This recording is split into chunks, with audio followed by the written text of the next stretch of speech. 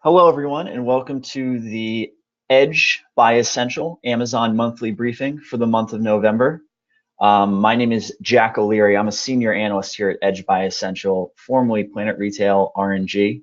For some of you who maybe didn't tune into last month's Amazon monthly briefing, I announced, and as part of our greater company announcement, that you'll be seeing new branding on these monthly briefings.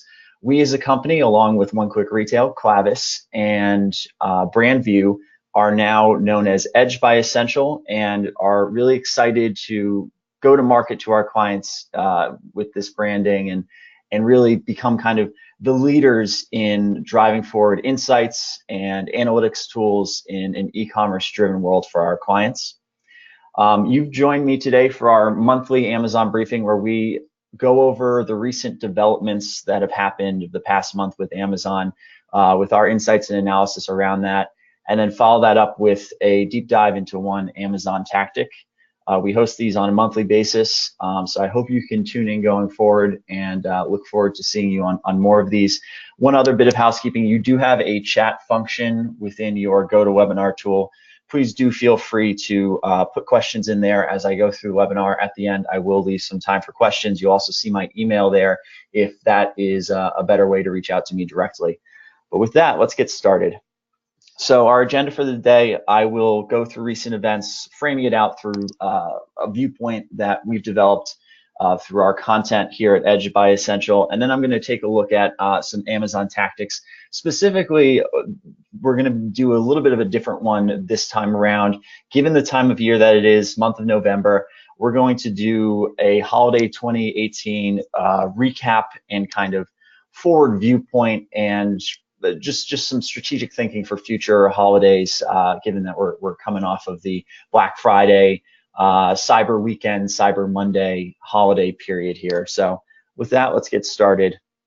So looking at some recent events since the last time we spoke, I want to first kind of frame out these headlines, of which there are numerous coming from Amazon, in a more kind of strategic focus and thinking about, what is Amazon as a business model? How do they drive their success? They're really truly something more than just a retailer or even your classic online retailer. They are what we call a digital ecosystem. And those of you who've attended these webinars in the past know this is kind of how we like to frame out our thinking around these different tactics. But a digital ecosystem is basically a large-scale self-supporting platform that uses its scale of viewership and sales dollars as a commerce platform to really drive success for the future. And there's really four key pillars to their success. They are usually the most kind of convenient and customer serving commerce businesses in the world. Amazon's deep Prime membership offering, for example, is a great example of that. When you become a Prime member, you receive much more than simply just your 2-day shipping. They've layered on perk after perk to that, and it really makes it a captive environment where you spend more and develop a deep relationship. Additionally, you have tons of different kind of consumer interface points across these digital ecosystem platforms, which allows them to be some of the most strategically powerful platforms because they gather tremendous amounts of data across all of their shoppers. It informs their strategic decision making and gives them advantages that traditional retailers might not have. These platforms are also tremendously scaled. E-commerce is a difficult proposition economically due to the burdens of last mile fulfillment and the ever kind of increasing convenience expectations of shoppers there. So having tremendous scale in terms of sales dollars, shopper viewership, connecting global sellers with buyers as Amazon does is really important for these platforms to be at all successful long term. And then finally, these platforms, and one of the things that makes them, so powerful is they are some of the most innovative platforms in the world. Amazon in 2017 was, among publicly traded companies, the biggest spender on R&D. So they really are inventing the future of retail, disruptive technologies, changing the way we all shop, and positioning themselves in an advantageous areas for the future to compete. So using that to kind of frame out our thinking of the major highlights of the past month since we last spoke, we actually did speak in October on the Amazon Q3 release day and the results came out later in that afternoon, my local time here, perhaps different times for everyone tuning in. And there was mixed views on the results. Amazon saw slowing global sales growth of 20.9%, which disappointed some analysts and was below expectations. And I think, though, that the key thing to really look at here is kind of a new inflection point for Amazon as a business model in total and as a digital ecosystem. They are increasingly profitable. I believe it was their 14th straight quarter of positive operating margin, and that margin is increasing. We're seeing quarter over quarter, 3.7 billion US dollars total in operating margin. While this is pretty small and on a percentage basis compared to a lot of the other kind of mature companies Amazon competes with in retail and otherwise, it does say something about Amazon with this increasingly kind of profitable projections. There's a number of reasons for this. They have a bunch of business models that are not really related to their retail business, spitting off profit and supporting Amazon in total. But I think that suppliers and working with Amazon, and something we've heard from clients, increasingly are seeing Amazon ramp up the expectations around profitability all the way down to the SKU level. And it's going to be an increasingly important thing for Amazon as their marketplace reaches kind of a new level of maturity and world standing, that on every single item on the Amazon marketplace, there is going to be a major emphasis on profit. And the marketplace is really the central hub of driving Amazon's kind of scale and growth aspirations. And they are increasingly going to look to increase their total profit to invest in future business lines going forward and drive future results. I think another top headline, which its retail relevance down to the day-to-day operations of negotiating with Amazon is limited, but there was a lot of expectations throughout 2018, going all the way back into 2017 when it was announced. Amazon HQ2. Amazon had outgrown its kind of Seattle roots and was picking another HQ location. Over 100 North American cities applied, and Amazon narrowed it down to a short list of 20, which was demonstrated on, in this chart here, at a certain point in 2018, and went forward and actually surprised many people, not in their location selection, but in kind of what they did, where they decided to split HQ2 to two different cities. One is in Northern Virginia, a little bit outside of Washington, D.C., the second being in New York. I think the takeaway here is Amazon as a total business model, some of the areas of emphasis. I think one of the one and only big headwinds to Amazon as a business going forward is potentially a regulatory one. Positioning itself near Washington, D.C. Maybe expands its sphere of influence there. And then Amazon is increasingly blowing out its advertising business, and that business line is growing quickly. Some analysts are expecting that the profit coming off of Amazon's advertising business is going to exceed that of their AWS cloud computing business by 2021.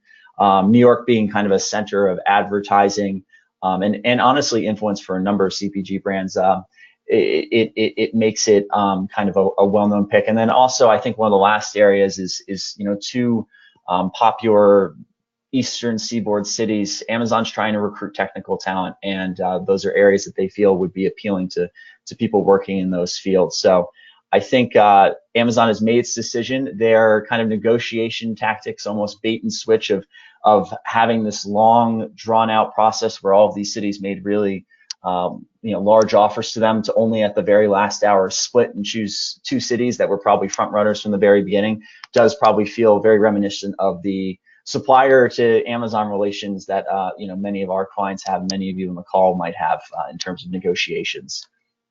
Looking at some more detailed headlines from Amazon, Amazon Pay continues to look to compete with the really leading mobile payments incumbents, being Apple Pay first and foremost in the United States, at least, Samsung Pay, a few other mobile payments options. By rolling out Amazon Pay in an online to offline effort in more physical locations. So we're not seeing Amazon Pay necessarily in large scale chain physical retailers, but they're going after those independents, places like restaurants or gas stations, or independent mom and pop grocery stores, Amazon is making a major investment and looking to partner heavily with getting all of these different locations online with Amazon Pay to increase its, physical location adoption.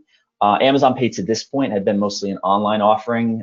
Basically, e-commerce sites could add it to their payment options for their shoppers, links directly to shoppers kind of payments within Amazon. I think the big kind of strategic element here for Amazon is the data one of those key pillars I talked about earlier.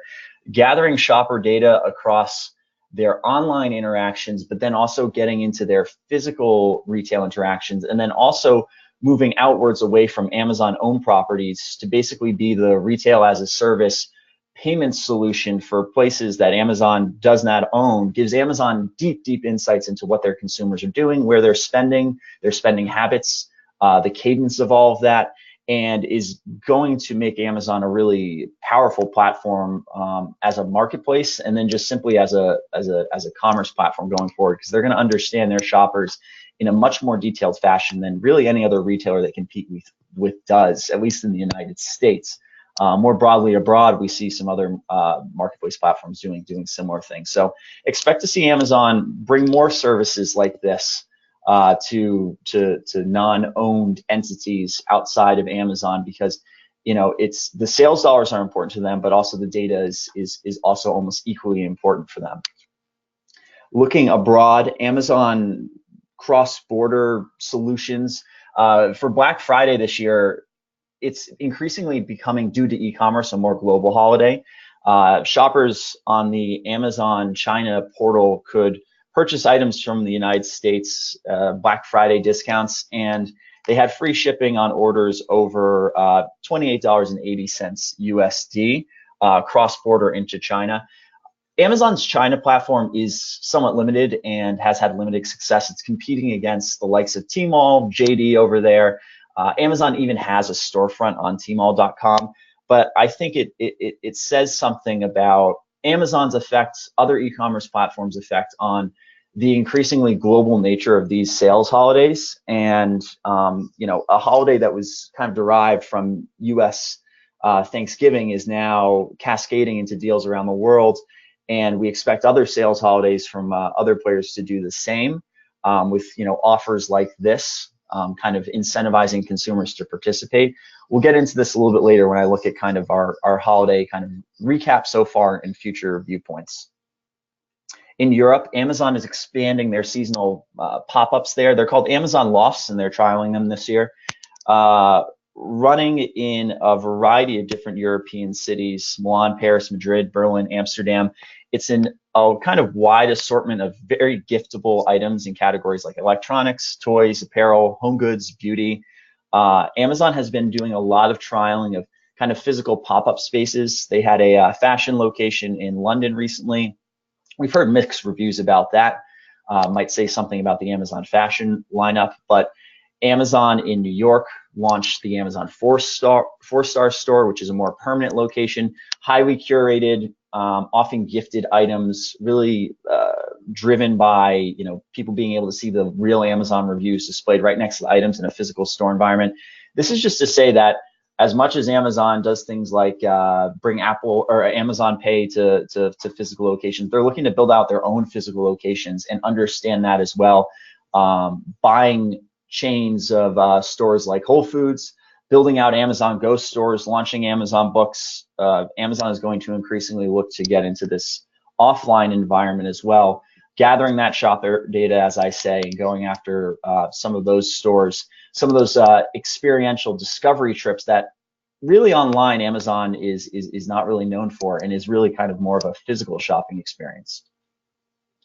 In Belgium, an organization launched a drone testing facility at a local airport, and Amazon has jumped in as one of the kind of drone companies participating. It's interesting, Amazon Prime Air, we haven't heard much news about it in recent years, mostly due to regulatory concerns about drone delivery, but I think the key thing here is this idea that Amazon is a technological innovator looking to lead the way here, as a number of other retailers in the world are, in investing and trying to develop this technology so that when the regulatory environment gets figured out, they are well positioned to kind of drive forward with it.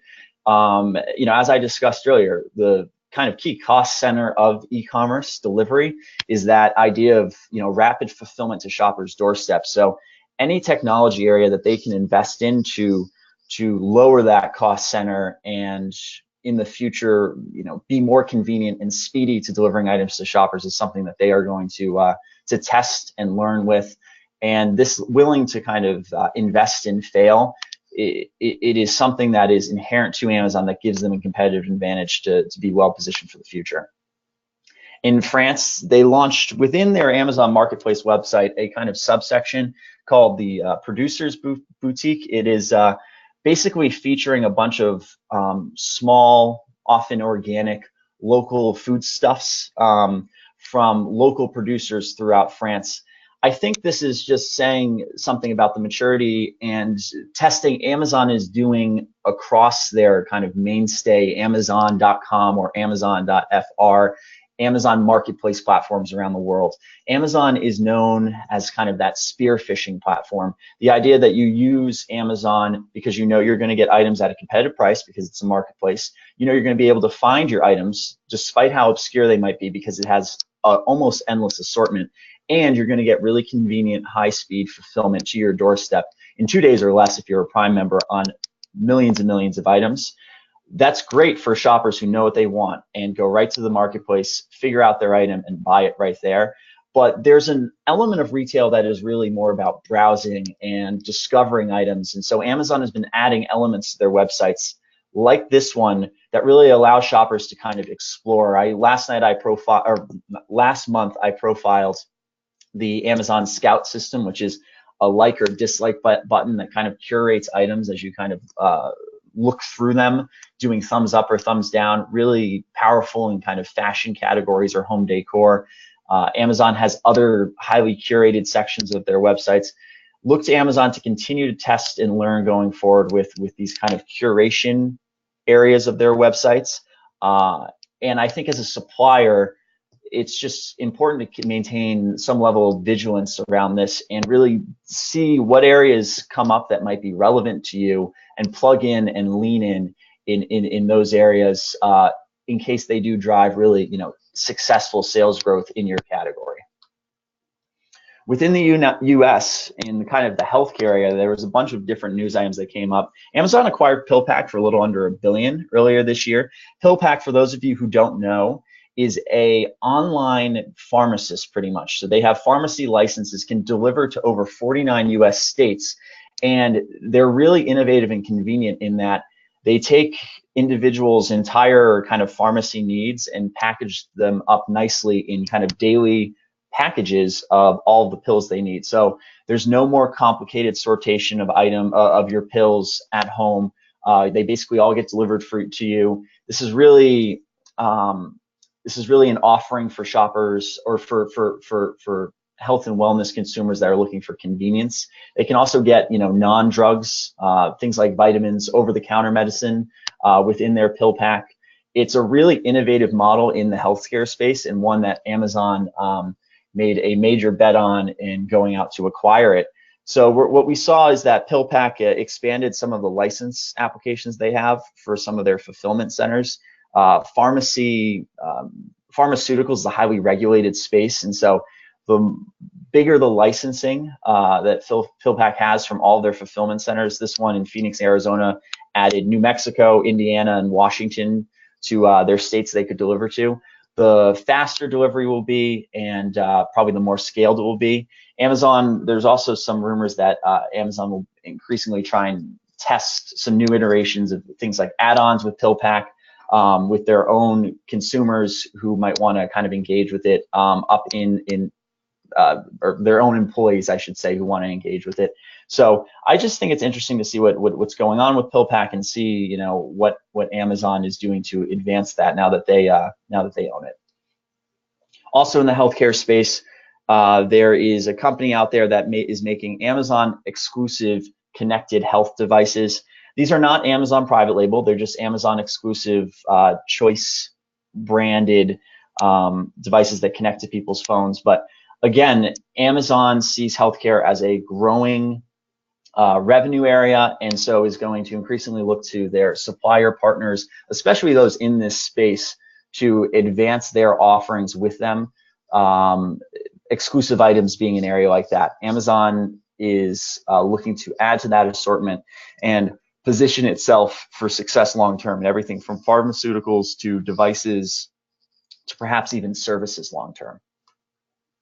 And then also kind of in the connected home space, Schlage, one of the best known kind of smart lock or lock manufacturers, has now made their Connect locks compatible with Amazon Alexa and the Amazon Key system. Basically, Key is a system that uses cameras to help with things like in-home delivery. Amazon just positioning itself for the future as a technologically innovative platform with things like in-home delivery for shoppers long term. So the more devices Amazon can really connect to their interface, voice systems like Alexa or Amazon Key, the better position Amazon is for this future world we envision, where shoppers, with everything from how they order, how they build lists, to how things are delivered into their homes, are going to rely on their connected home systems to enable that. So Amazon really wants to be a central hub position there, not just being the transaction platform where the order is from, but really doing everything full service from, enabling the order through their voice systems to enabling their delivery person potentially to deliver it into the shopper's home, like some trials we've seen. So let's take a look at holiday 2018, what we've seen and what we're projecting, and some high-level viewpoints here. So I think one of the things that was announced before, it was for holiday 2018 in the US, free shipping was expanded to everyone in the United States, not just Prime members. So previously, non-Prime members got free shipping over the $25 threshold. This is important because I think, shipping speeds, the competition there continues to be escalated, and free shipping is becoming almost table stakes. Now, this is not Prime 2-day delivery for free. That's still reserved just for Prime members. But I think this is just to say Amazon leads with their initiatives in the United States. So if you are based in other countries, I would expect to see Amazon long-term bring this to your future holiday seasons. And then I think for the United States, I think this might be an early indicator that at some point this type of free delivery on all items to non-Prime members might be something that's coming soon. Prime membership is going to continue to have to escalate its offerings to shoppers as their expectations get kind of accustomed to this free 2-day delivery system. Also, in the United States, I would argue that we've seen. I was talking last month about a survey we saw from Consumer Intelligence Research Partners that said that the Amazon US Prime membership number grew at the lowest rate. I think it was 8% year over year that it had since they started conducting this survey. So, they say that Amazon might be a little bit approaching 100 million Prime members in the United States. We feel that might be a little bit high. But nevertheless, a US, a country of over 330 million people, there might be a level of saturation being reached here. Amazon's going to continue to try and upsell their current Prime members, but they continue to have to incentivize non-Prime members who will not join to shop on the platform. So things like free delivery for US holiday 2018 is expected. They're also enhancing kind of their delivery speeds for Prime members. So I think for suppliers, looking at the map here, the density of some of their fulfillment centers in the US, I think for suppliers, what this means is that Amazon's likely going to extend shoppers' ability in holiday to order pretty much right up to Christmas Eve in certain areas. And so what that means for suppliers is in-stock levels is going to be of critical importance, because you're going to just see higher order rates with offers like this. You're going to see Amazon being able to fulfill orders more adeptly right up to the end of the holiday. So suppliers should be prepared with adequate in-stock levels to basically fulfill or to sell every single item that there potentially is demand for. One way to do this potentially is we see some suppliers launch a hybrid 1P, 3P system where they use 3P third-party stock to kind of support their 1P sales. Black Friday prices, using some of the data that generated from some of our sister products within the new Edge by Ascential brand, it's a mixed bag. There was definitely some excellent promotions, but certain items sold at higher prices than they did on Prime Day earlier this year, back in the summer. Certain items were distinctly at discount. It's interesting, shoppers face a holiday period with, deals starting before Thanksgiving and running, Cyber Monday deals running for almost a week after Cyber Monday. I wonder if there's going to be some rationalization in future years about, shoppers gaining distrust about, when are they actually going to get the best deal? When is the best price? Because realistically, price fluctuations, there is no guarantee that on Cyber Monday or Black Friday, you are seeing the lowest price for an item across promotional periods for the year, or even non-promotional sales holidays for the year. So it's interesting to see kind of if there will ever be more focus, or if we're just going to continue to see perpetual expansion of these promotional periods from these online platforms. I think it was interesting to look at how Amazon promoted on their platform. They always are extremely predatory with their own devices in terms of positioning on the website. As you can see on the left here, we've got our two Amazon devices, an Echo speaker and a Fire TV stick. But these are all consumer electronics. Oh, there's some games here as well, but there's some non-Amazon items promoted right at the top there as well. It's just interesting to see Amazon kind of balance this dynamic of looking to extend their strategic moves in getting as many people to buy Amazon devices as possible, but also, demonstrating to the shopper their depth of assortment and maintaining their relationships with suppliers in terms of their positioning. We view this at Edge by Ascential as a more democratic promotion of Amazon devices alongside supplier devices. I think it's also interesting to note, we've talked a lot about Amazon devices and ubiquity of Alexa, Amazon trying to extend their voice system into all places possible. Voice competition is heating up. So looking at the Jet platform, this was on Black Friday, they've strategically positioned some Google Home connected devices, the Google voice powered system, which is probably Amazon Alexa's biggest competitive threat. So I think this is just a testament to say that, Jet, a Walmart owned property, competing directly with Amazon, is looking to extend the strategic relevance of one of Amazon's competitors in an area that is a technology area, voice systems. So I think for other suppliers, long term, if Amazon is going to be this predatory with their own devices in electronics right now, I would expect across CPG categories them to do this in the future. And in what ways can you as a supplier strategically partner with Amazon rivals with exclusive deals, exclusive items, areas of that sort to really help them in their competitive advances against Amazon. Moving forward to Cyber Monday, I've got the Walmart and Amazon screen clips here. No major surprises, as across most holiday periods here. Things like electronics, accessories, home decor, gift cards, toys, all really heavily promoted, highly giftable items across the period.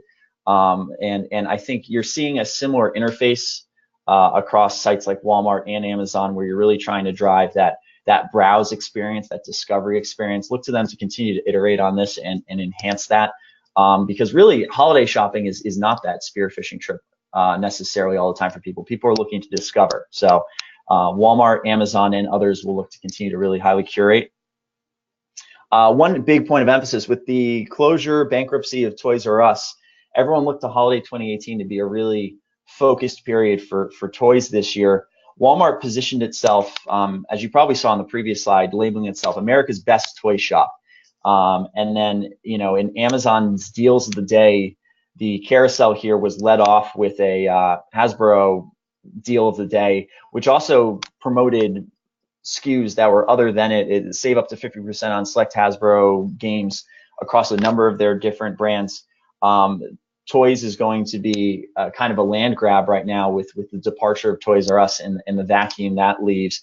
So look, there is no surprise that Walmart and Amazon are promoting items in these categories heavily through their holiday period here.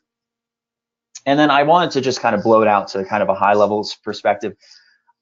I think when we look at Black Friday, Cyber Monday, it's important to put in the context of we are increasingly in the e-commerce world seeing a annual calendar of global sales shopping holidays, some of which have just been invented pretty much by strong, powerful digital ecosystem retailer platforms.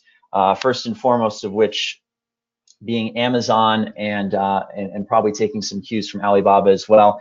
It is pretty wild to take a look at Alibaba's 11/11 Singles Day, which is a sales holiday that is really powerful in China, but is increasingly becoming more global.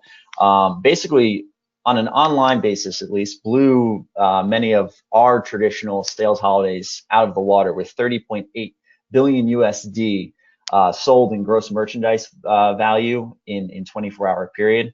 But nevertheless, I don't think there was much disappointment across Cyber Monday, Black Friday, even Thanksgiving Day online sales. There was robust growth, double-digit growth for all of the various e-commerce platforms. And then also Prime Day, and Amazon basically invented holiday in the middle of the summer, makes the list as well with over 4 billion in sales this past year, all of which really are almost entirely accrued to Amazon. So I think for suppliers, there's a new reality to deal with here, or an increasingly new reality to deal with, where there's these promotional holidays throughout the year. It's not just optimizing for holiday, it's optimizing for these various holidays that are from all different parts of the world, and I think are increasingly going to become global. So let's break out some recommendations as a high level. With Amazon and other platforms selling pretty much right up to the holiday this year, also doing things like free shipping for non-Prime members, it just means higher sales volumes. It also means that sales volumes are going to be sustained all the way through pretty much Christmas Eve. Amazon's going to be running Prime Now rapid delivery deals all the way up through Christmas Eve for those really last minute shoppers who really delay their orders. So it's so important to ensure adequate in-stock levels in your Amazon warehouses. Occasionally, or actually more often than occasionally, often Amazon under forecasts has really constrained warehouse systems. So we see some suppliers really relying on launching a third-party business using fulfillment by Amazon and getting their inventory in support in those warehouses so that they don't sell out of stock, and they realize all of the pent-up demand for their items in this really important time period. What this also means is that the marketing stakes are rising here. Investment in AMS, AMG, positioning on the Amazon platform. As more and more suppliers get more and more adept at this, the competition and the costs are going to rise, and suppliers should be just prepared to do that for these sales holiday periods. I think in looking at Amazon's items, we look to electronics first to see just how predatory Amazon really can be with their positioning of their own goods. And as I said earlier on the call, look to them to position items in other categories in this fashion. So, in what ways can you position your items as an alternative or as the leader above kind of Amazon's private label as they increasingly roll out those items? And in that same vein, other online retailers are going to be looking at ways to compete with Amazon and partner with suppliers. So, right now we're seeing some technology examples. Walmart lining up with Google Home, Google to really promote their voice systems as a competitive threat to Amazon. But I think all suppliers can take some lessons there in what ways can we either through exclusive items or otherwise support our other retail customers in their competitive efforts at Amazon, and really just see uplift across our entire supplier e-commerce sales for the season. And then finally, this idea that yes, we're looking at holiday 2018 here, but these promotional holidays, they've extended much more beyond Thanksgiving to Christmas. It is increasingly a calendar that's being invented by these large digital ecosystem platforms like Amazon, like Alibaba, like others. And so I think the most adept supplier e-commerce teams basically have our game plan and prepared to support these sales holidays and the high volume of sales throughput they have across the entire calendar year. So with that, you can see my email here. Please feel free to reach out there, but I would like to see if we have any questions.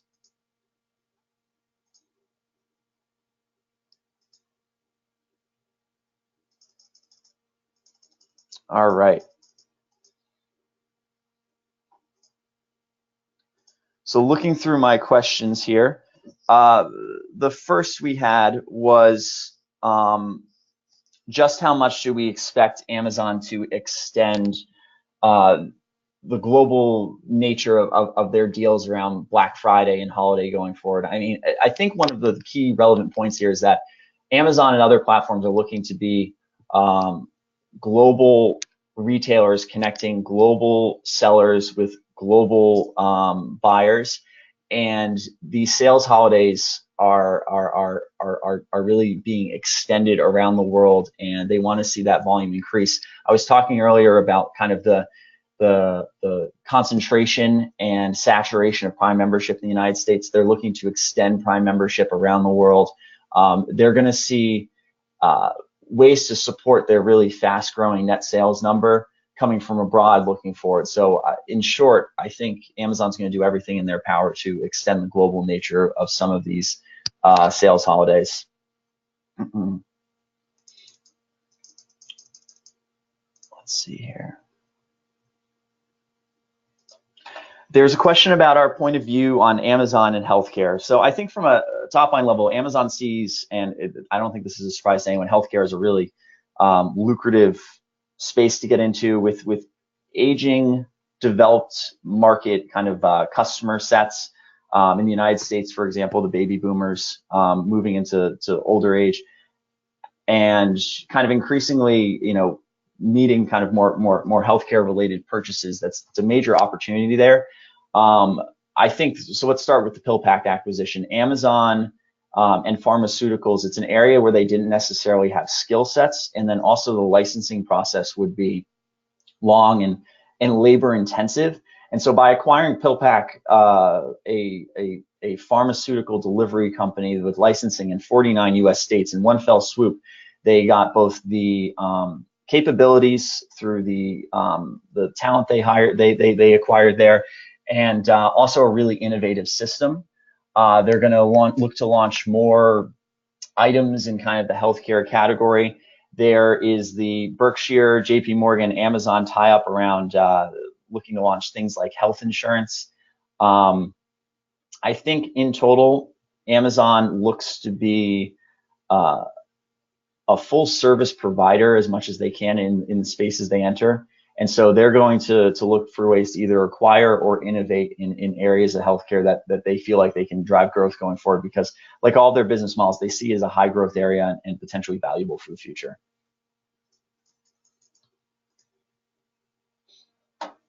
We have a question here about Amazon's reaction when a first-party partner launches a third-party business. And it's generally category to category dependent, but not great. We've actually heard that Amazon is telling some of their 1P partners to kind of cease and desist their 3P operations.